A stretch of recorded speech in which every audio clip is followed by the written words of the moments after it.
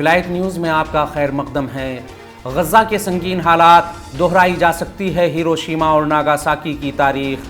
Sputnik خبر رساں agency نے نامور امریکی صحافی سیمور ہرش کے حوالے سے کہا ہے کہ غزہ میں اسرائیل کے جنگی جرائم انسانیت کی تمام ممکنہ حدود کو پار کر سکتے ہیں۔ امریکہ کے اس نامور صحافی نے کہا ہے کہ اسرائیل غزہ میں ہیروشیما کی تاریخ دہرا سکتا ہے، البتہ اس میں ایٹمی ہتھیار استعمال نہیں کیا جائے گا۔ باخبر ذرائع کے حوالے سے انہوں نے کہا کہ غزہ دوسرا ہیروشیما بن سکتا ہے، البتہ موجودہ حالات میں ایٹمی ہتھیار استعمال نہیں کیے جائیں گے۔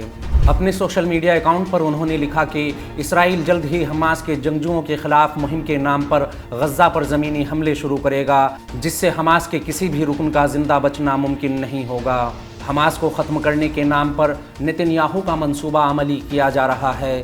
غورطلب ہے کہ 7 اکتوبر کو مزاحمتی تنظیموں نے مقبوضہ فلسطین کے مختلف مقامات پر صہیونی فوجی تنصیبات کو نشانہ بنایا، جس کے جواب میں اسرائیل غزہ کے عام شہریوں پر شدید حملے کر رہا ہے۔ اس خبر میں فی الحال اتنا ہی۔ قومی، بین الاقوامی اور عالمی اسلام کی اہم خبروں سے باخبر رہنے کے لیے ولایت نیوز سے جڑے رہیں۔